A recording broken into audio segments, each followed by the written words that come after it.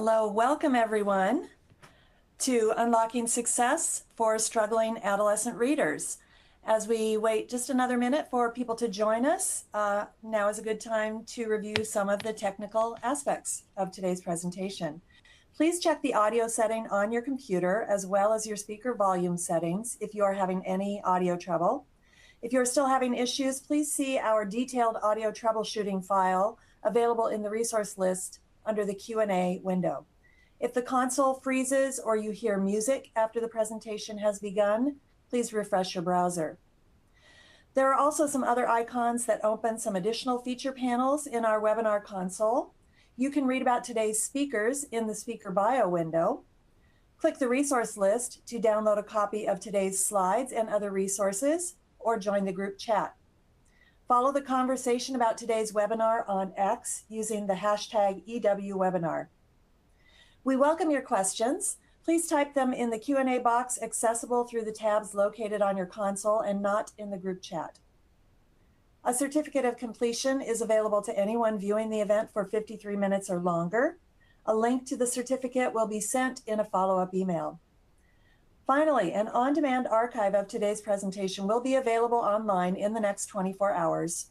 Both the archive and a free-to-download version of the PowerPoint slides will be accessible through edweek.org webinars or using the same login that you used today.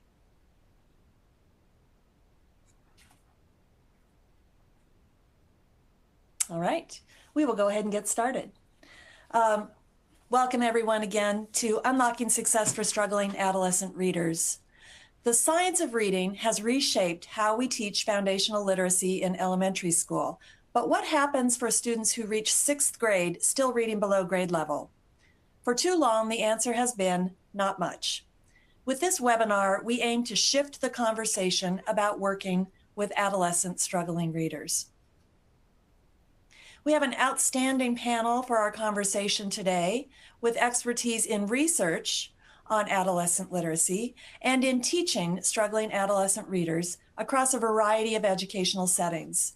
We will introduce our entire panel briefly in a moment. We will launch our discussion with Dr. Catherine Snow, who will provide an overview of the research on learning to read beyond 3rd grade and the needs of adolescent readers.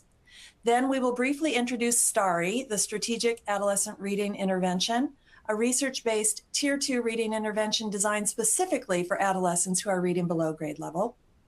Following our research dive, we'll get a view from the field with 3 educators from across the country who will provide perspectives from their schools on working with adolescents who struggle with reading. And finally, we have reserved some time for your questions.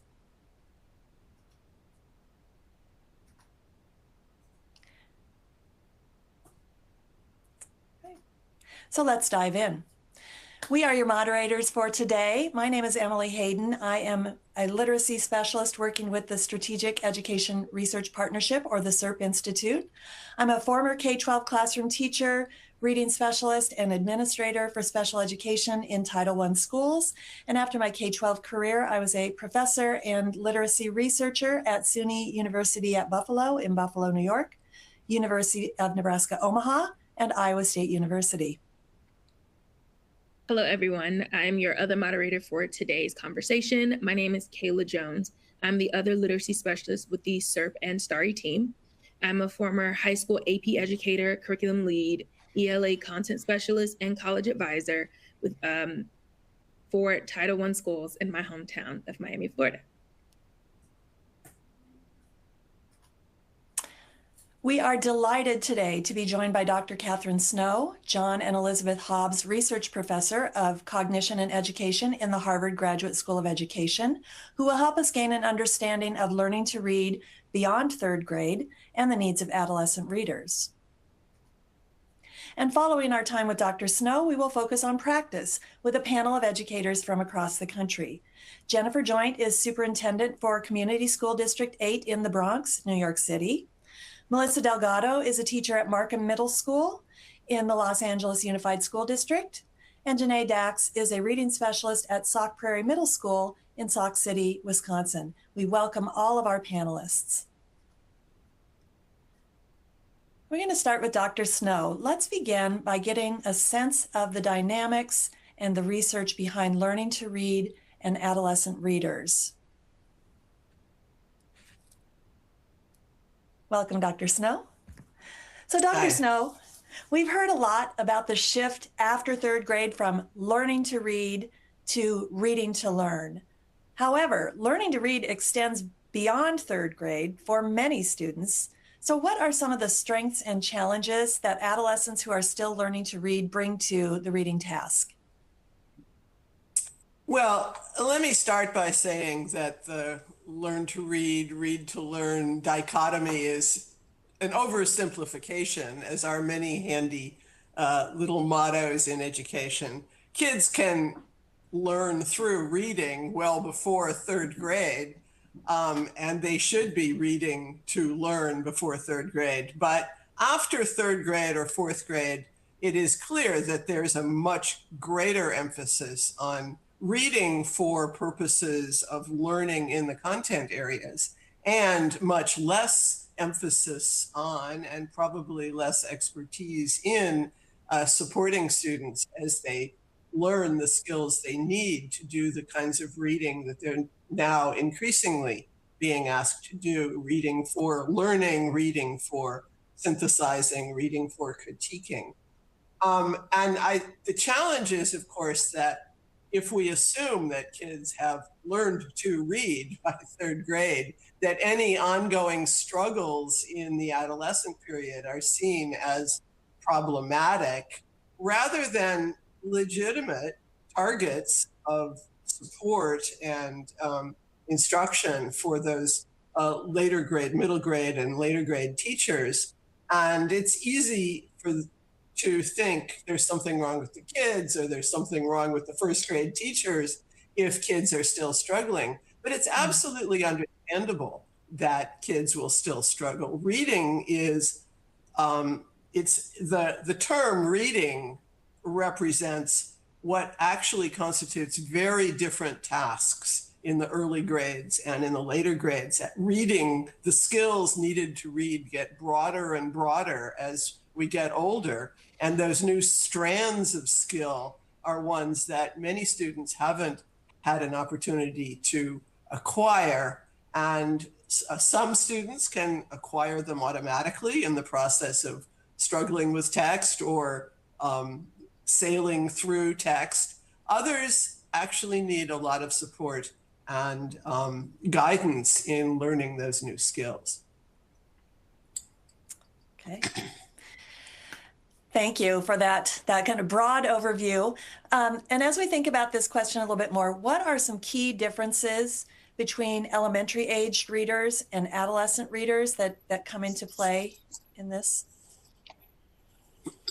Well, I think of those key differences in three buckets. First of all, there's the tasks. I mean, you think about a successful third grade reader. What can that reader do? Well, that reader can read aloud from a fairly simple text fluently with appropriate phrasing without too many word reading errors.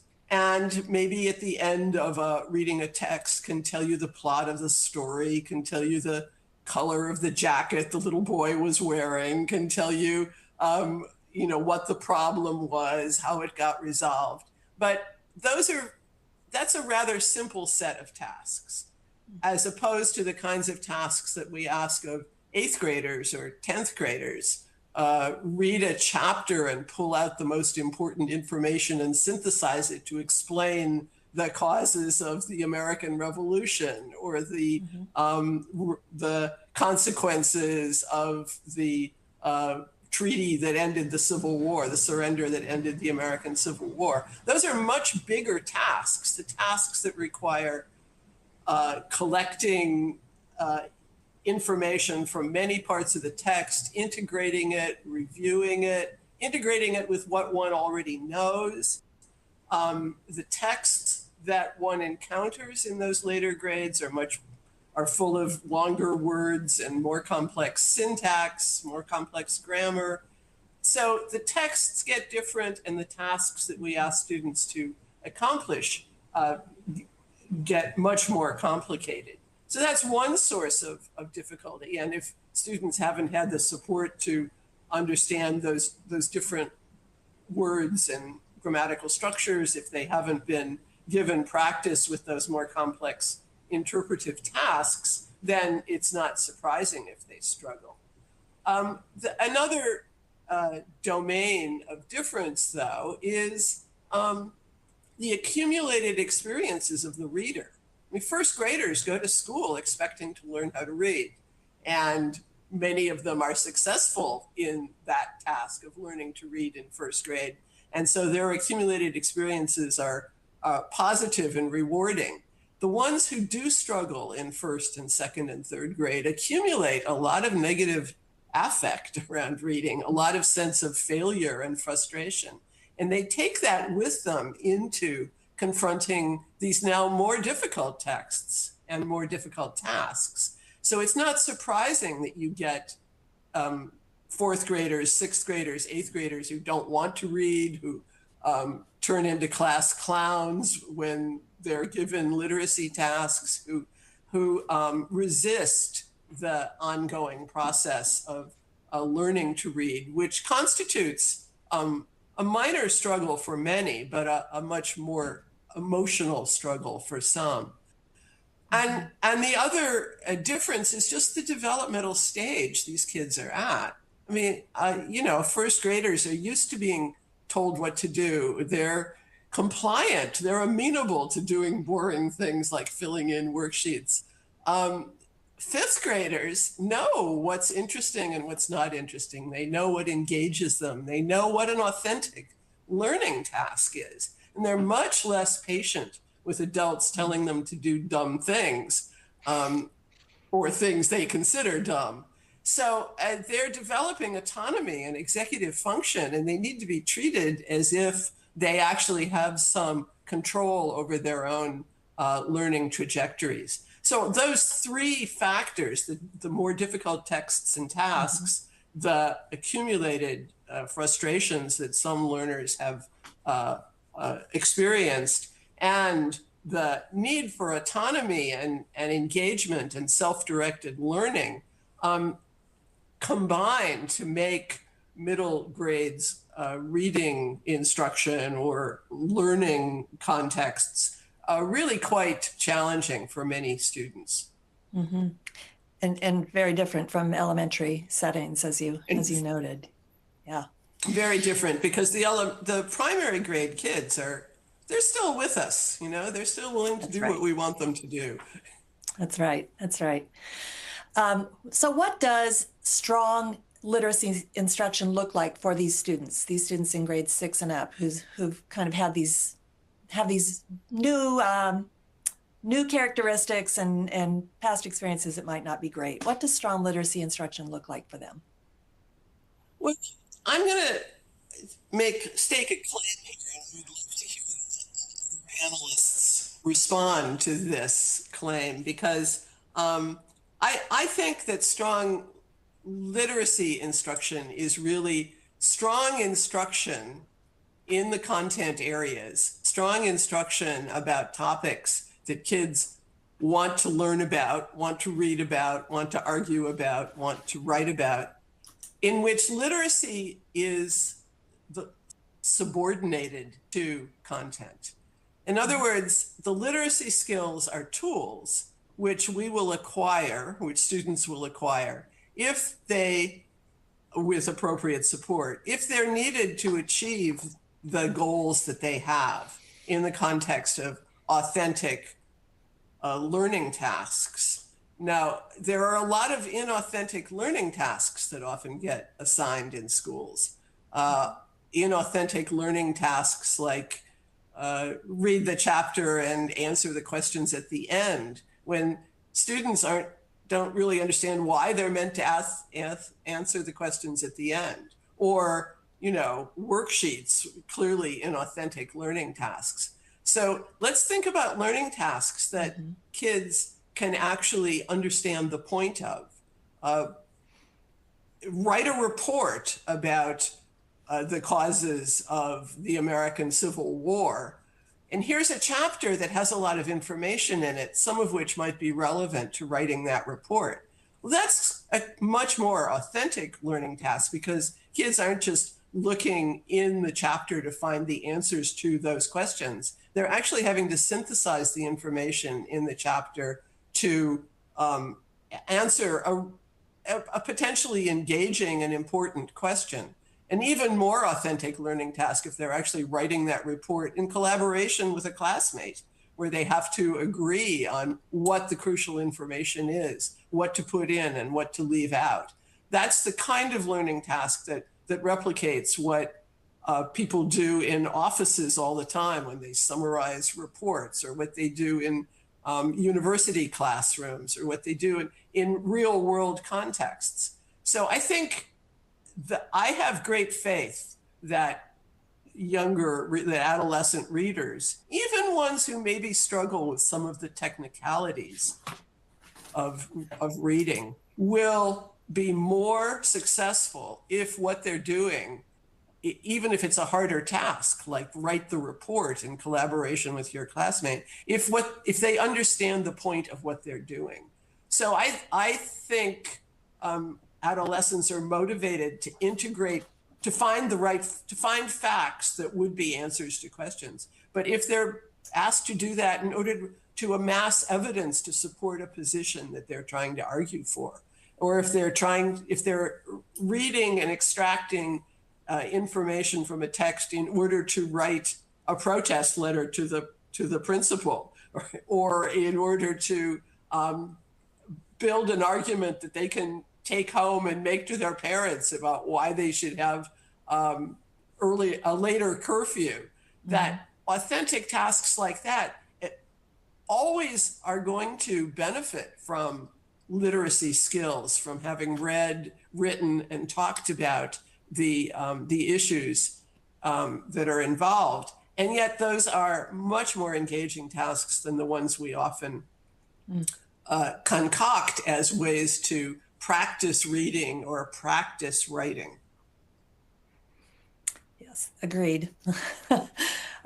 So thinking about adolescent literacy interventions then, how do they address these points that you've brought up about authentic tasks, reading within the context of doing an authentic task? How do reading interventions address those things, and how have they missed the mark in terms of what you've seen?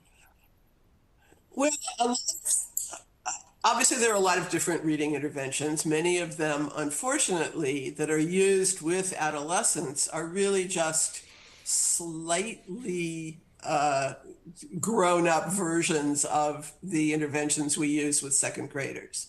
So if second graders are having trouble with word reading, it's probably because they haven't learned the phoneme grapheme correspondences, or they have maybe learned them, but they haven't practiced them to a level of mastery that enables them to read with automaticity. And so it's clear what we need to do. And this is why the classic Wilson style reading interventions work in those early grades. And unfortunately, extensions of those upwards are probably not addressing the actual problems that many adolescent readers have. I mean, some of them may still have a little trouble with letter sound correspondence, but it's much more likely that the challenges that adolescents are facing have to do with, if it's word reading multisyllabic and multimorphemic words, not the problems of letter sound correspondence. It's also much more likely that they have challenges because they don't know the meanings of the words they're reading, and thus they can't use meaning to help support decoding, which of course is an important thing to do in a language like English, where we have a deep orthography and a lot of words are unpronounceable unless you know how they fit into the grammar of the sentence. It's much more likely that adolescents are struggling because they don't have the background knowledge that will enable them to put what they're reading into a context, integrate it with what they already know. And if they can't integrate it with knowledge they already have, then it's going to be harder to remember it. It's going to be harder to make sense of it. And it's going to be harder to figure out if it's right or wrong. It's going to be harder to evaluate it. And yet the integrating, making sense, and evaluating, those are the tasks we ask adolescents to do based on the texts they read. So I think the challenge in adolescence, and this is a big challenge for teachers in the content areas as well as interventionists, is that reading is a much more complex system by adolescents. And so there are many more things that could go wrong. And a successful intervention, I would argue, has to consider and address all of the various things that might constitute weaknesses in the learner's system. And that could be something about reading lengthy words and parsing them to make sense of them. Probably something about word meaning. It's probably something about background knowledge. It might be something about fluency, grammatical parsing of long sentences so that they can be read in a way that makes sense. But a lot of it probably has to do with motivation and understanding the point of what they're doing, being engaged in the task at a sufficient level that they're willing to work hard at it. Because we all do have to work hard at reading difficult texts, even as adults. Wonderful. Thank you so much. Thank you. Okay, thank you again, Dr. Snow. That really set the stage for the conversation we're about to dig into with our educators. What's so clear is that adolescents come to the table with real strengths, and that works in elementary, but unfortunately, it's not going to cut it once they move on. So before we hear from our educators, I want to take a moment to introduce a reading intervention that was built exactly for this moment in an adolescent's life. For adolescent readers specifically, it's called the Strategic Adolescent Reading Intervention, or STARI. STARI was developed through a partnership between SERP and Boston Public Schools in response to a problem of practice posed by BPS. Students were having trouble comprehending their textbooks in high school. STARI was developed to intervene in middle school, and it was teacher tested in Boston Public Schools, revised, and eventually evaluated. STARI is a multi-component intervention built around some key research findings. Adolescent struggling readers need to work on both basic reading skills and skills that underlie deep comprehension, academic language, perspective taking, and critical reading.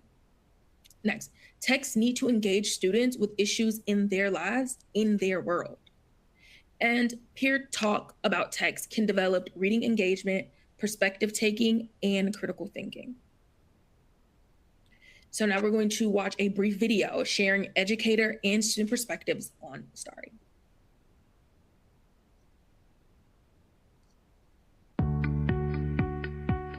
Everything starts with you knowing how to read and how to comprehend and how to understand that text and analyze.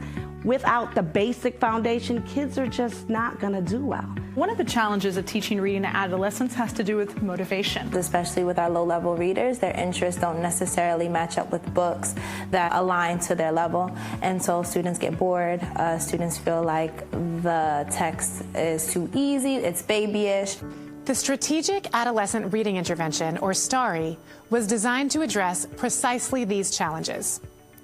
STARI accelerates student progress toward mastery of grade-level skills and standards while shoring up foundational literacy skills.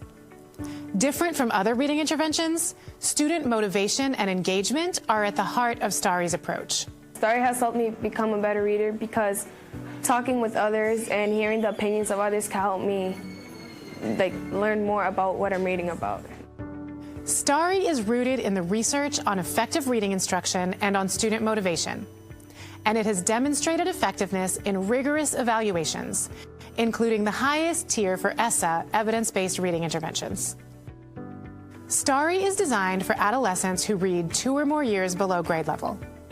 STARI cognitively challenges and emotionally engages students even while it weaves in activities to build the foundational skills these students have not yet mastered. One thing that I find great about Starry is, in some of the other intervention programs that I've taught, there's really an emphasis on one component of language. So the emphasis might just be on fluency, or might just be on decoding, or just on comprehension. And one thing I like about Starry is it gives the opportunity to reach across a lot of where the gaps are. Starry is a complete curriculum designed to be used at least 45 minutes per day, preferably in addition to regular ELA classes. The program consists of 4 years' worth of materials. Each unit is organized around a high-interest novel paired with other fiction and nonfiction texts. Starry is grounded in high-interest texts that feel really relevant to kids in their lives, and so these texts and the themes that Starry is addressing help drive engagement, and that's really powerful. Curriculum materials are available as free downloads and include detailed teacher lesson plans and assessment guides, student workbooks, and fluency passages at 4 levels that build background knowledge on unit topics. Starry has helped me become a better reader, because in other reading classes I wouldn't be that interested in the book. I'd just be like, eh. And so now I get to read it, and I want to read it more. An online professional learning series is available in a flexible format that allows teachers to work independently or in facilitated groups. The Starry program has been taught successfully by teachers across a range of content areas and professional backgrounds. Starry is awesome. I love it. I'm not an ELA teacher by trade. I teach Spanish. So for me to be able to jump into a curriculum and kind of just attack it head on, it's been very easy for me. It's been a very comfortable experience. I've noticed my students really love it. Most importantly, Starry works. At the beginning of the year, I thought I wasn't much of a fluent reader, and I thought that I kept pausing in the middle of reading a sentence. And the more I read, the more practice it took, I just became better. I don't have to be forced to read.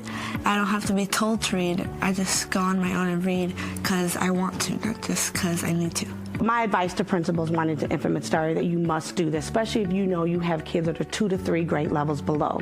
To find out more about Starry, download the materials for free, order trade books and pre-printed copies of the materials, and to access professional learning, visit the Starry website.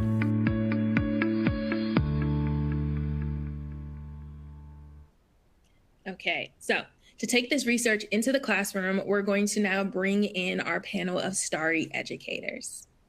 First, we have Jennifer Joint, who is the superintendent of Community School District 8 in the Bronx, New York. Jennifer has worked with Starry for the past 15 years as both a principal and a superintendent. Next, we have Melissa Delgado, who is an educator at Markham Middle School in LAUSD, where she's been teaching for the past 2 years. Prior to this, Melissa has spent time as a SPED assistant and a substitute teacher. Melissa has taught Starry since the beginning of the 2024-2025 school year. And then we have Janae Dax, who's a reading specialist working with Sauk Prairie Middle School in Sauk City, Wisconsin. Janae has been implementing Starry since the fall of 2023, and currently she serves as a lead facilitator for Starry across the middle school spectrum, managing the program in 2 distinct capacities.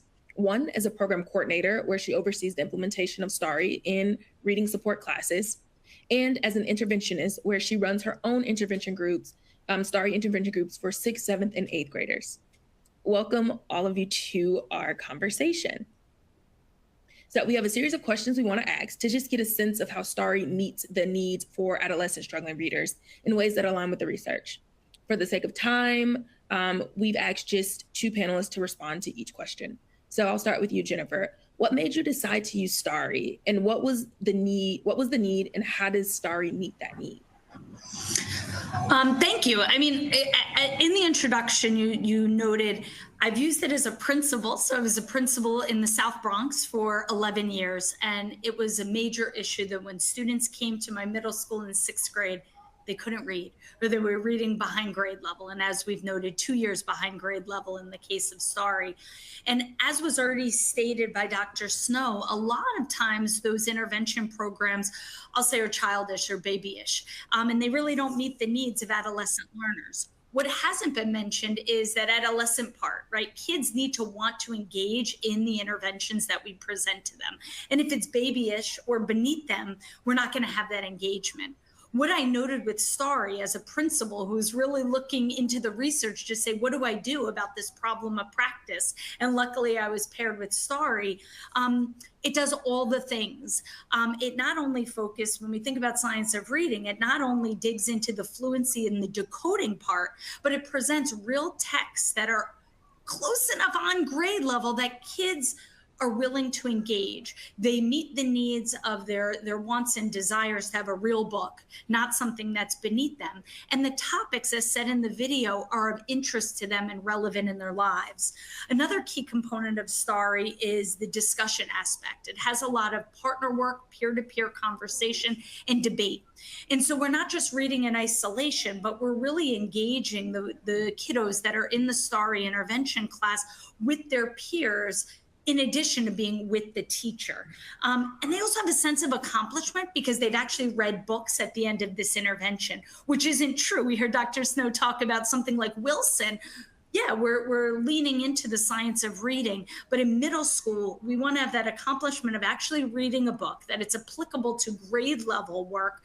And there's a bridge to practice to what I'm doing in Starry and what I'm doing in my tier 1 content classes in literacy, social studies, and science. So when I became a superintendent, I brought this work immediately to the district-wide to say, hey, this worked at a middle school level, but now I want to utilize this across all of my middle schools within my district.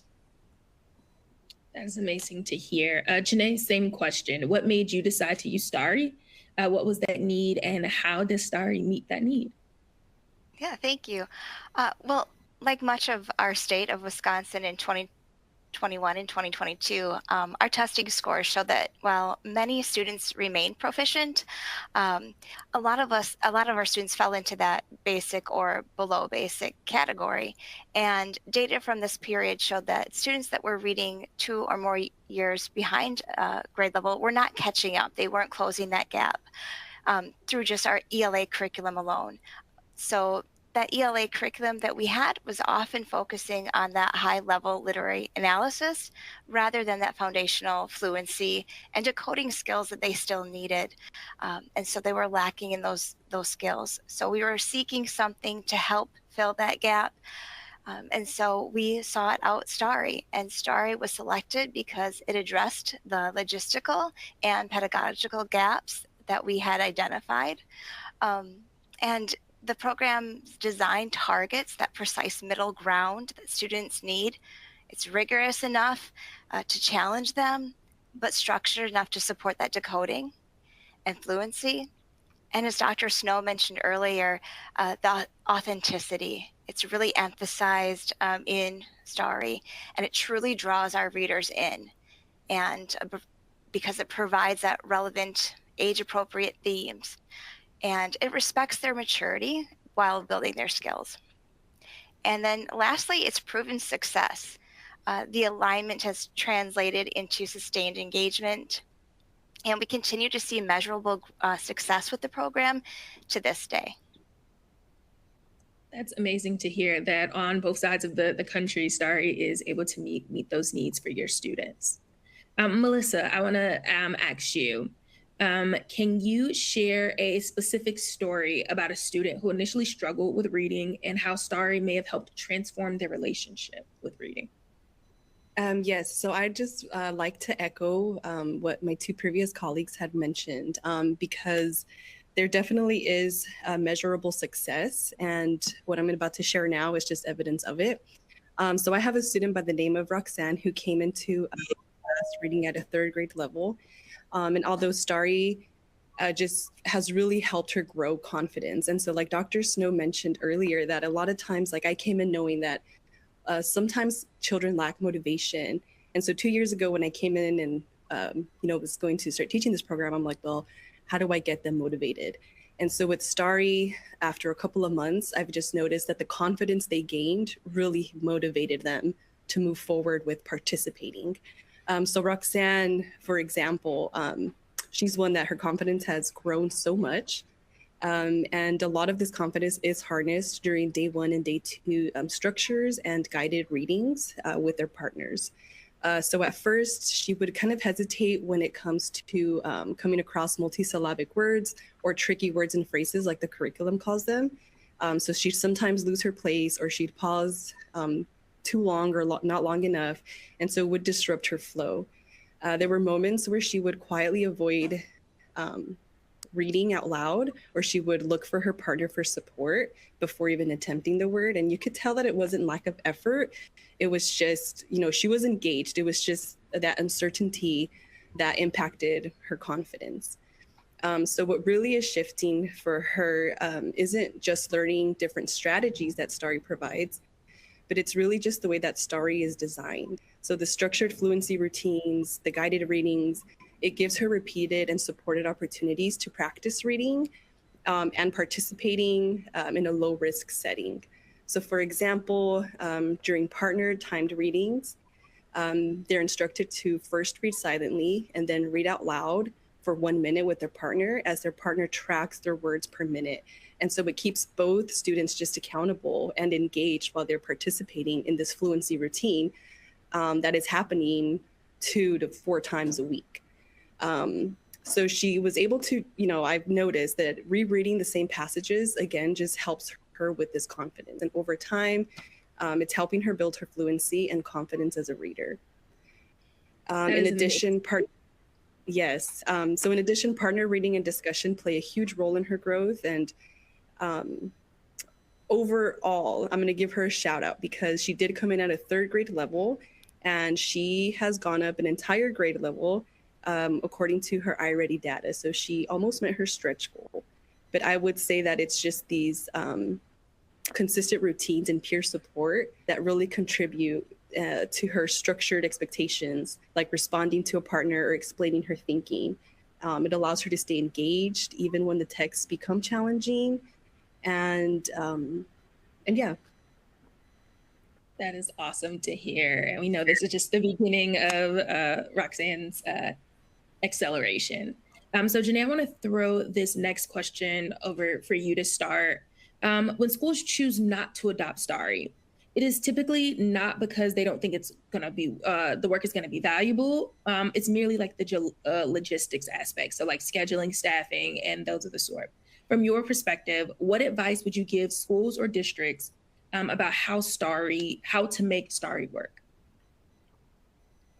Sure. I think that to make Starry successful, it can't be just a plug-in or an afterthought.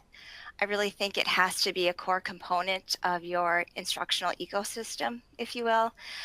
This requires really intentional restructuring and careful planning to truly make it sustainable. We've integrated it directly into this instructional ecosystem by making support classes as part of our Encore. I think some schools might refer to this as electives. And what I mean by that is like choir or band, art. We have also life skills and agriculture as part of that. So we utilize a schedule with this Encore block across grade levels. We utilize it for both support and enrichment.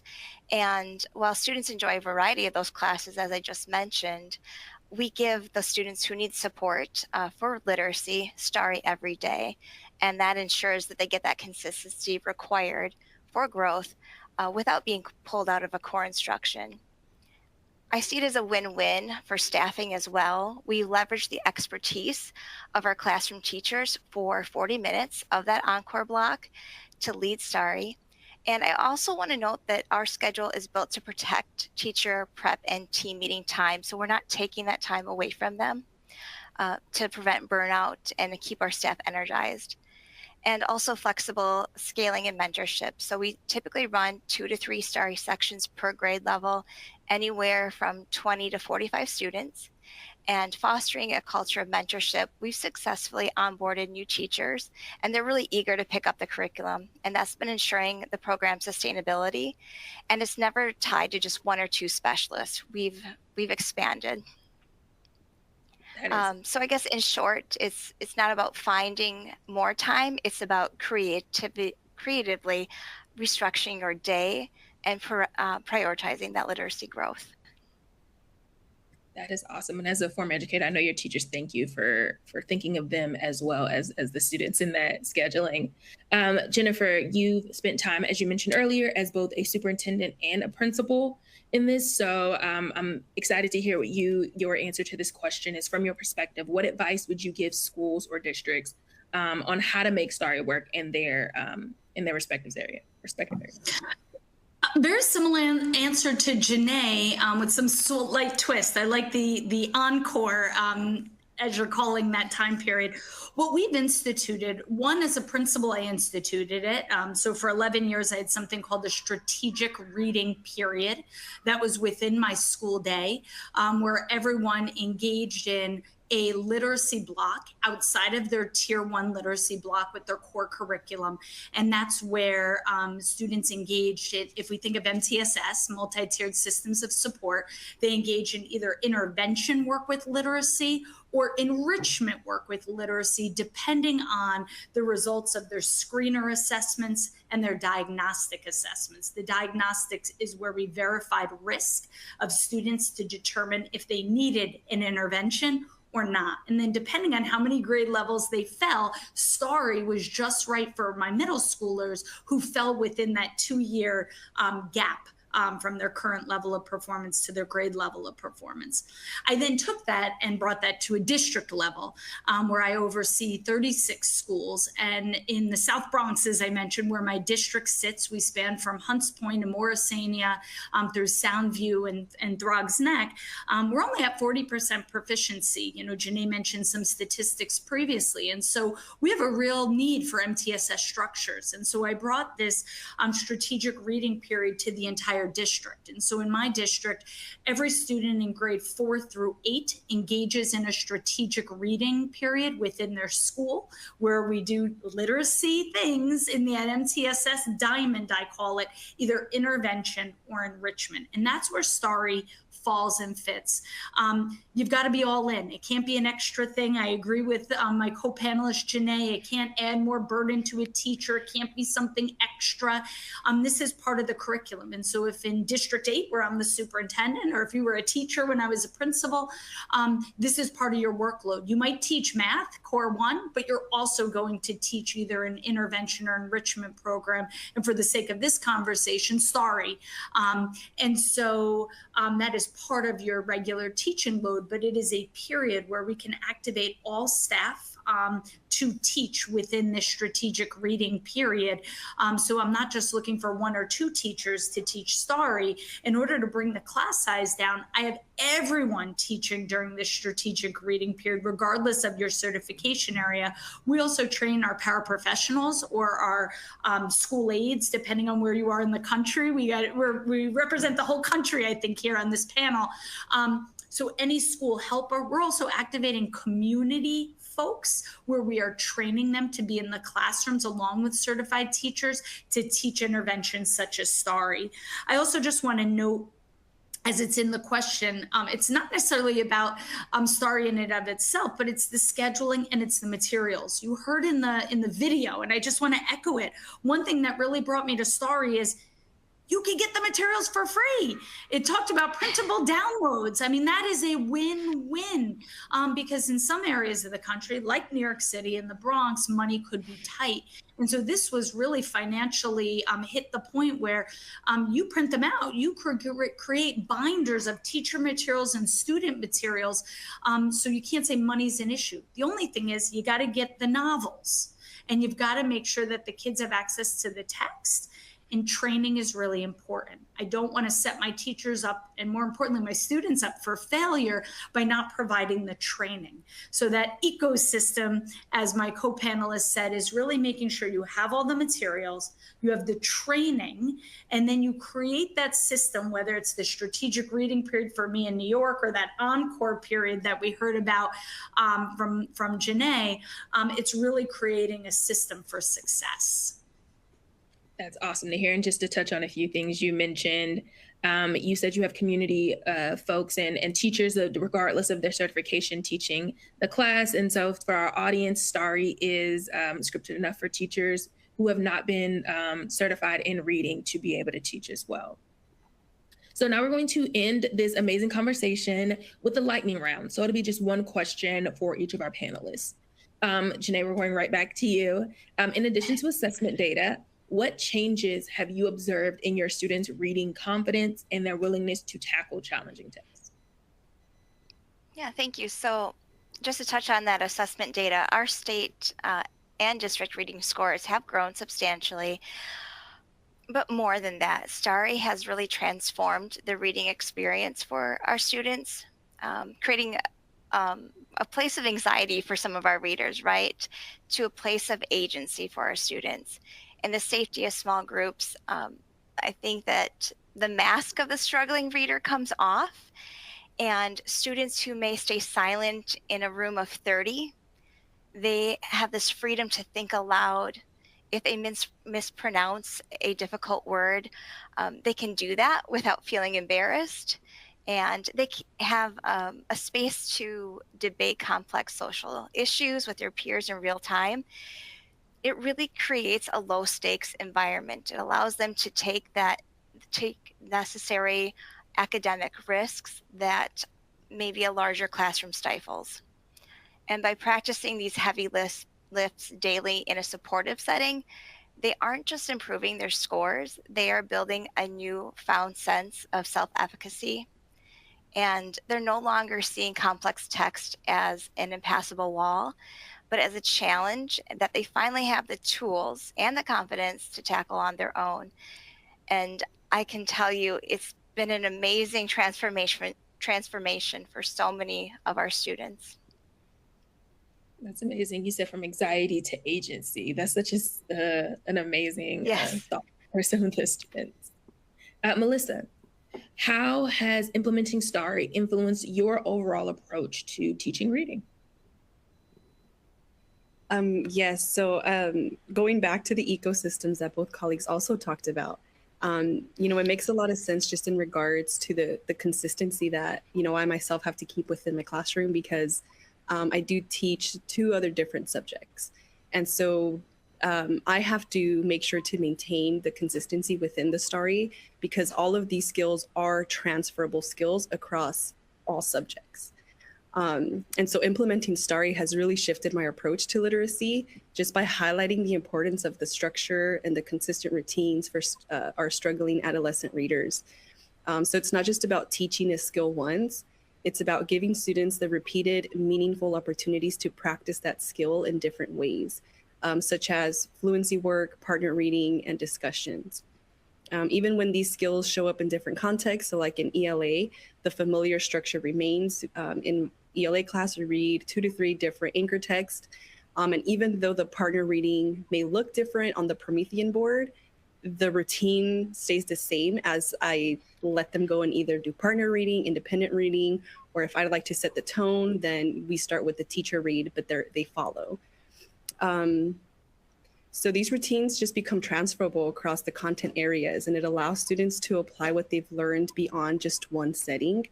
Starry also intentionally separates and rotates key components such as decoding, comprehension, fluency, and discussion, rather than trying to teach everything at once. So this approach really allows students to build skills gradually and more deeply over time, leading to stronger understanding and engagement. And I will say, it's not just like Roxanne, they all love reading class. Like, they all look forward to second period. Are we going to read locomotion today? They absolutely love the text that they can relate to. So another important takeaway is the role of academic discussion in literacy development. Starry emphasizes daily discussion, whether through partner talk or guided reading, or even debates, poetry slams, and they provide the tools like discussion checklists, talks moves to support student thinking. And this has helped me realize that comprehension isn't just about answering questions. It's about being able to explain ideas, respond to others, and really build on each other's thinking. And so overall, Starry has taught me that adolescent literacy instruction needs to be intentional, interactive, and supportive. When students are given structured routines, opportunities to practice repeatedly, and space to talk and make meaning with others, they begin to see themselves as capable readers. And that shift is just as important as their academic growth. I totally agree with that. Jennifer, so what insights have you gained about adolescent literacy instruction? I'd first start off by saying it's a moral imperative. And so someone who was a middle school teacher, a middle school principal, and now a superintendent, I've been at the district level for the last 10 years. I oversee kids as little as 3 years old all the way through 12th grade. It's a moral imperative.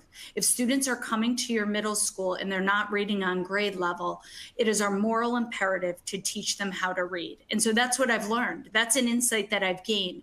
And so I think some of our participants, maybe not participants, but folks listening on the call may say, well, how can we do that? How do we get folks that aren't ELA teachers to teach STARI, right? And I think it's about the why. Why are we doing this? It's not about an administrator saying, you're going to teach this thing called STARI, but it's why are we here and why is adolescent literacy so important?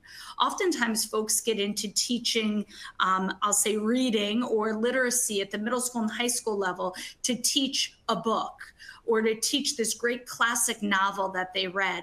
But I think of it as we're teaching students and we're meeting them at their point of entry. And they can't access all of those great works of literature, and they can't access the jobs that will be out there in the future if they don't have basic literacy skills. And so that's where I come from, is that it is a moral imperative.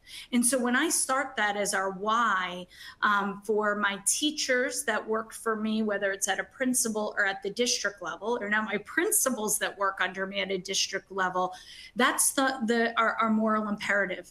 I asked my staff, what is your number? And in my district, it's 6,012. It's 6,012 students that are not reading on grade level. Now, those aren't all middle schoolers. That's holistically how many kids. And that number needs to decrease after each benchmark or screen or assessment that I give to show that there's impact of the work that we're doing. And so I asked my leaders, what is your number and what is your why? And truly, that's what I've gained. I think through the context of STARI, it's really, and all the panelists have said it, the video said it, and Dr. Snow definitely said it. STARI is this intersection for middle school students where it's aligned to the science of reading, of realizing our adolescent learners need fluency and decoding, where oftentimes middle school teachers don't know how to teach it, may not want to teach it, but the kids need to learn it. But it's coupling it with comprehension, with peer interactions. And my co-panelists talked more eloquently about what that looks like in a classroom. And I think that's really important. It shows the students that they can succeed. They feel accomplished reading books. And that smaller setting is really important. They're not embarrassed in a large tier 1 class saying, I don't know that multisyllabic word, or I don't want to work with a partner. But in a closed circuit of an intervention group in STARI, they're able to let their guard down a little bit, practice those reading skills over and over to then apply it in those content areas. And I think that's really key, that when an adolescent learner has that sense of accomplishment, then they're going to continue climbing up that ladder for success. And to me, over the last 15 plus years, STARI has really played a great role in that journey of adolescent literacy instruction. That is amazing to hear. And what an amazing note to end this amazing conversation on. I want to thank Jennifer, Melissa, and Janae once again for joining us in this conversation. And we will talk a little bit more. Audience, you'll be able to ask questions once we get to that Q&A area. So I just want to tell all of our audience members, if you want to learn more about STARI, please visit our website, serpinstitute.org/STARI. There you'll find the links to the research that STARI is based on, curriculum overviews, student and teacher testimonials, the actual data, and so much more. Plus, all of our STARI curriculum, as Jennifer has mentioned, is completely free to download at our download center. Also, if you want to stay connected with us, you can listen to our podcast, SERP Stories, at serpinstitute.org/podcast. I'm actually the host of that. You can also join us at our next STARI Community Forum at serpinstitute.org/STARI Community Forums, where Emily facilitates those. And then feel free to also follow us on social media. Join our Facebook groups and follow us on YouTube, LinkedIn, and Blue Sky as well. So now we are going to have questions where we may go over a little bit of, 5 minutes here. Don't tell anyone, but we are opening it up now for questions from our audience. And I welcome all of our panelists to join us back on camera.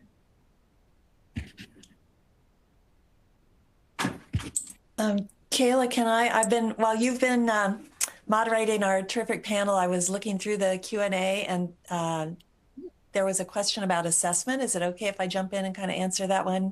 I think a lot of the questions that are posed here, our panelists spoke to really, really eloquently, so that's awesome. But there was a question about progress monitoring throughout STARI and benchmark assessment. So I just wanted to share a little bit. One of the things that is available for free download on our website is an assessment guide. Every STARI unit has an assessment guide where we pre and post test the decoding skills and comprehension strategies and argument writing, pre and post that in every unit.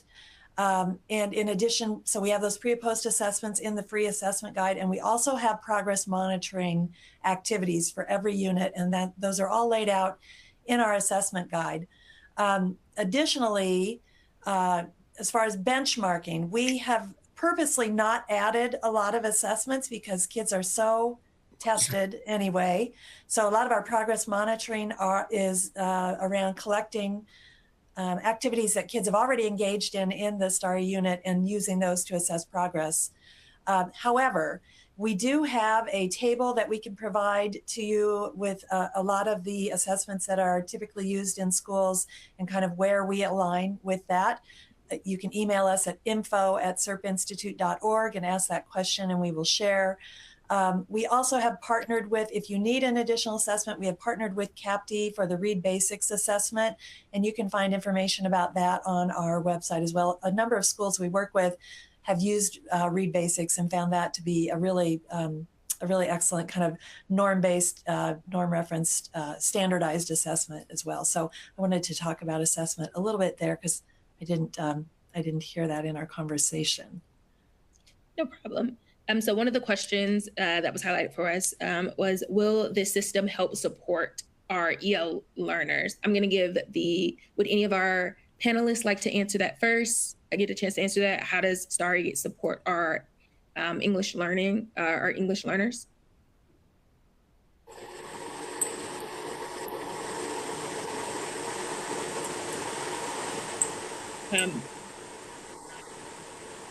If there, so I see someone start.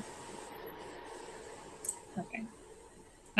STARI has the components used to help struggling readers also are the components and activities that also help our non-English native speakers as well. So the idea of scaffolding, which is a huge aspect of STARI, the idea of teaching things not in isolation, but teaching skills like questioning, predicting, and things like that once, and then continuing to teach them throughout the units is something that also would help our students, as well as the fluency passages, the tricky words and phrases and other aspects. So yes, we have seen that STARI has been very helpful for our English learners as well.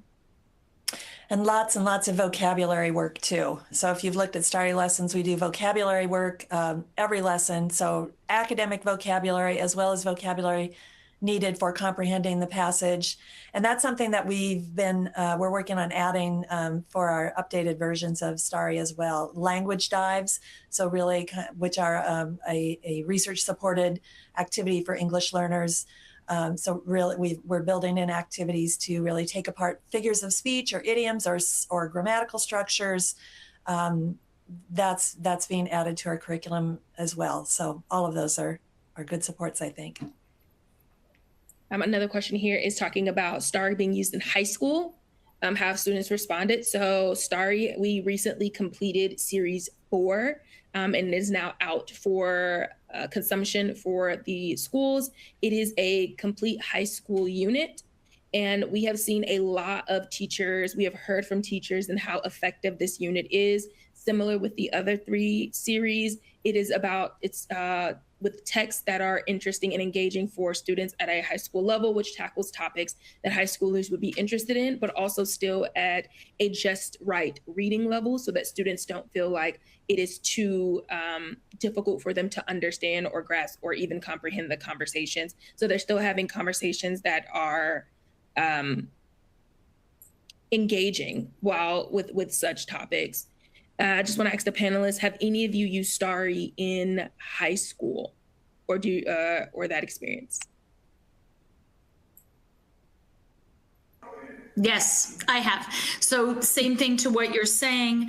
I have used it in high school, and this series 4, I just jotted down notes because that would be our next endeavor.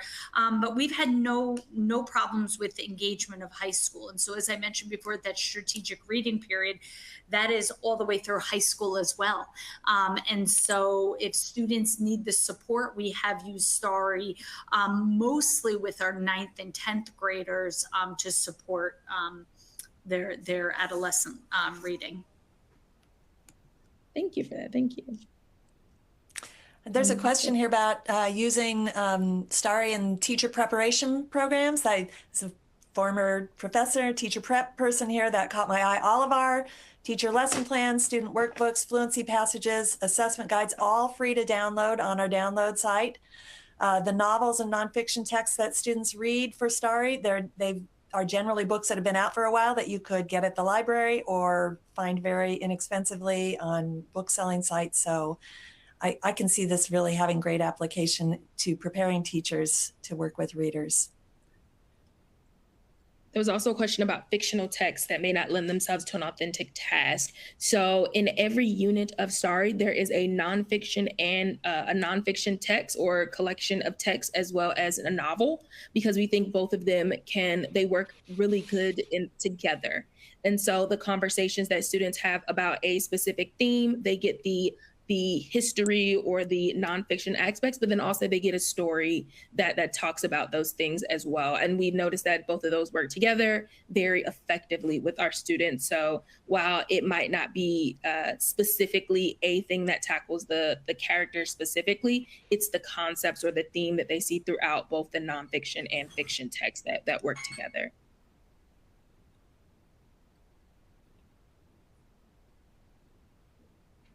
Emily, if there's a question you'd like to answer. Yeah, there's a question here about training involved for teachers. Did you handle as a cohort or individually? So I wonder if someone from our panel or more than one person wants to talk about how did you handle training, getting teachers trained in Starry? Individually, cohort? I can take this one. So we had initially a cohort of teachers, and that cohort consisted of originally our ELA teachers. And since then, we have had other teachers trained. Our social studies teacher has been trained. Our computer educational teacher has been trained. And so it's just expanded. So typically, it's not just one teacher, it's either 2 or more. And the original group that we had was a larger cohort that we had trained with Starry. Awesome. We do have our professional learning is all virtual, asynchronous, video-based, and you can find information on our website about that as well. Very low cost to license a teacher in Starry. Can be completed in a cohort or individually, as Janae said. So good ways to do that. Let's see, what else is here?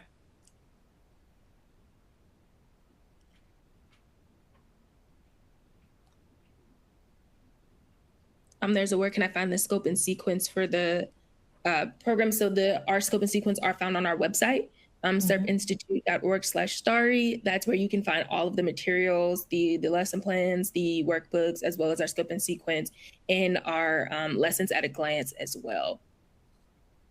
Mm-hmm. And if you get there and you can't find what you want, email at info@serpinstitute.org. We are a small nonprofit, about 14 or 15 employees, so your email will get to one of us who can answer your question. Let's see, I'm scrolling through. Does Starry have a math intervention program as well? We do not have math intervention called Starry. However, if you go to our website, serpinstitute.org, we have math by example, algebra by example, geometry by example, other products that we have created that are free to download, that we created in partnership with teachers and researchers. So yeah, definitely take a look at our math resources as well. As we are nearing the end here, is there any last words from any of our panelists before we wrap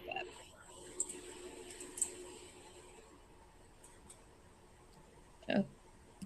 Okay, well, I know we would like to thank you for participating and engaging in this conversation with us. And to our audience, we would like to thank you as well for taking time to listen to this conversation. Emily, any final words? No, just thank you so much to all of our panelists. Thank you, all of you who attended. We so appreciate your interest in this really vital question. How do we work with adolescents who are still struggling with the reading task? We just appreciate and value your interest so much. And please feel free to reach out to us with questions. We'd love to chat. And thank you for joining us today. And if you'd like to watch today's presentation again, an on-demand archive will be made available through edweek.org or using today's link within the next 24 hours. You can also visit edweek.org to find articles that explore today's topic.